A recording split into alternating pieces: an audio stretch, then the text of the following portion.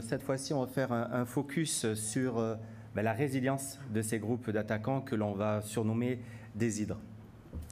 Alors, pour commencer, on va commencer par un collectif qui a été cité tout à l'heure, ONEM, qui est un collectif activiste pro-russe qui est actif depuis 2022 et qui a ciblé cette année un grand nombre de pays occidentaux, dont notamment la France, en réaction à leur soutien à l'Ukraine.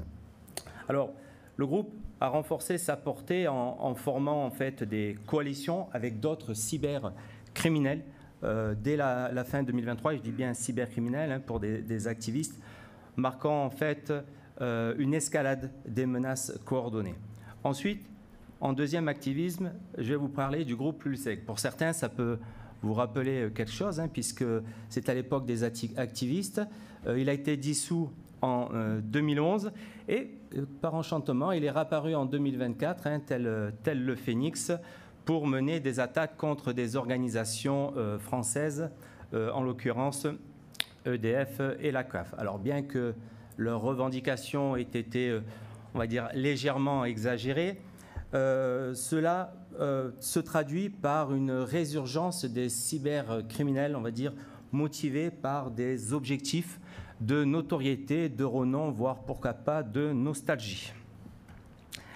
Alors, le mois de janvier, on va dire, a vu un changement significatif parmi les menaces pro-russes qui a conduit à la formation d'une nouvelle faction de Killnet, Killnet 2.0, adaptant une structure internationale et décentralisée. Cette évolution vise en fait à fédérer des cybercriminels du monde entier afin de partager des objectifs communs, se distancier des motivations financières comme l'était par le passé Logbit, mais aussi se concentrer, je dirais même se reconcentrer sur un réalignement stratégique et surtout idéologique. Killnet a accueilli également, comme beaucoup d'autres groupes, plusieurs collectifs, renforçant ainsi sa présence et sa capacité d'action sur la scène cybernétique mondiale.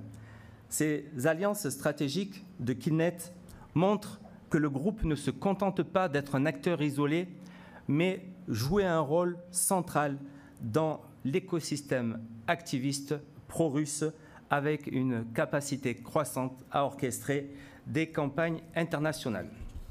Alors, du côté des groupes de ransomware, je vais faire un focus sur Logbit, qui est, je dirais, significatif de cette hydre. Alors, pourquoi? Pour rappel, déjà, Logbit est un des groupes de rançongiciel les plus prolifiques en 2024. Et pourtant, lors de cette année, le groupe a connu des événements notables, à commencer par des arrestations. En effet, en février, une opération baptisée Opération Chronos, qui a été menée par des agences internationales, comme, pour ne citer qu'elle, l'unité nationale cyber de la gendarmerie nationale, qui a saisi en fait toute l'infrastructure de Logbit. Donc, le résultat de cette opération est assez remarquable, puisqu'elle a permis l'arrestation de nombreuses personnes, saisi en fait le site vitrine de Logbit, mais également saisi des milliers de clés de chiffrement, 34 serveurs, 14 000 comptes malveillants fermés et également saisi gelé des centaines de comptes de crypto-monnaies.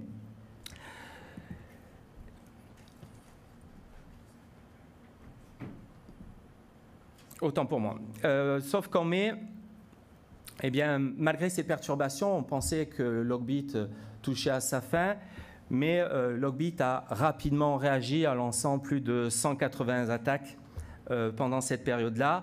Et on apprenait en octobre qu'à partir de l'été, une nouvelle vague d'arrestations était survenue, ciblant Logbit en Europe et en particulier le développeur phare du groupe. Alors, certes, le démantèlement de groupe est sans doute un coup dur pour le groupe lui-même et un succès pour les autorités, mais cela ne signifie pas pour autant la fin des groupes de ransomware, malheureusement, rajouterais-je. Cela fait partie, on va dire, de la dynamique complexe du cybercrime où, en fait, lorsqu'un groupe est démantelé, il peut y avoir plusieurs conséquences.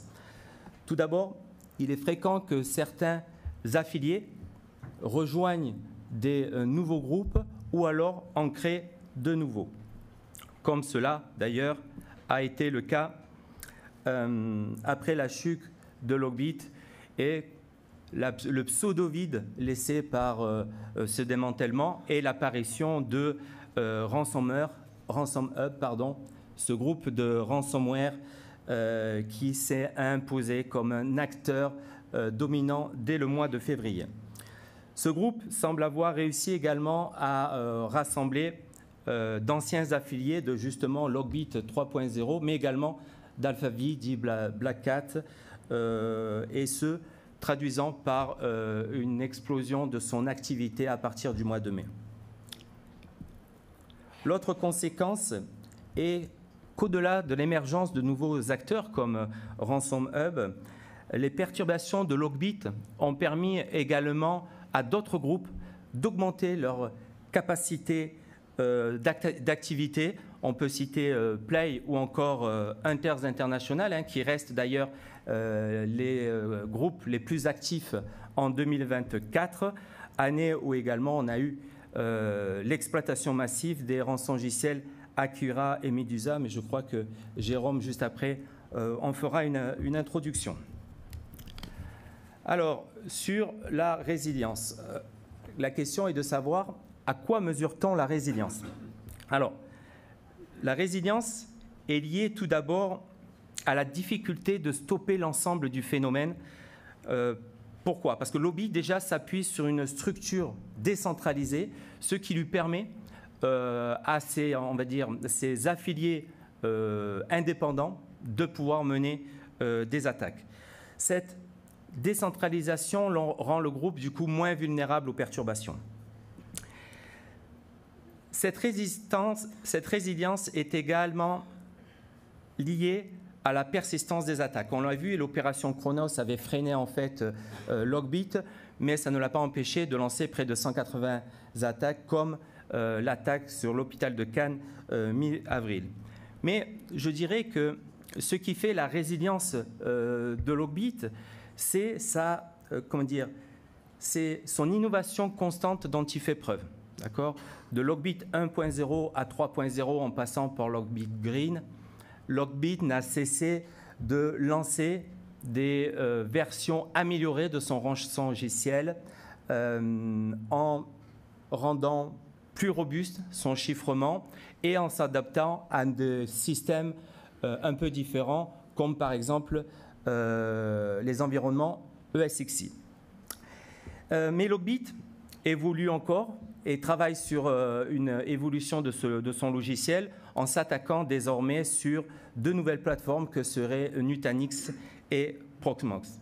Et autre rebondissement en cette fin d'année, en fait, tel un teasing de Logbit, il nous annonce en fait la sortie de Logbit 4.0 prévue pour février 2025. À suivre.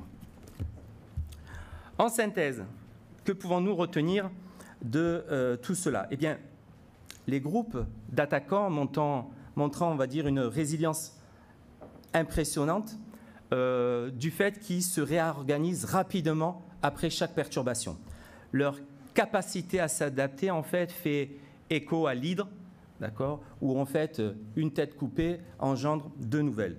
Certains groupes exploitent une structure décentralisée, comme on vient de le voir, et dès lors qu'un groupe est démantelé, d'autres prennent le relais immédiatement. Ces groupes, on l'a vu également, forment des alliances entre eux, augmentant ainsi leur force collective et leur capacité d'action sur la scène internationale.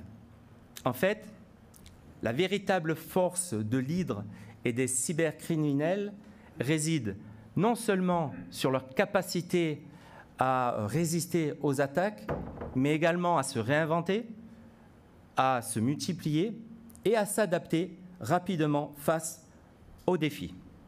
Pour conclure, si on se projette sur le cyberespace de demain, peut-on réellement espérer un équilibre durable entre défense et attaque, ou est-on condamné à une course à l'hydre éternelle? Merci.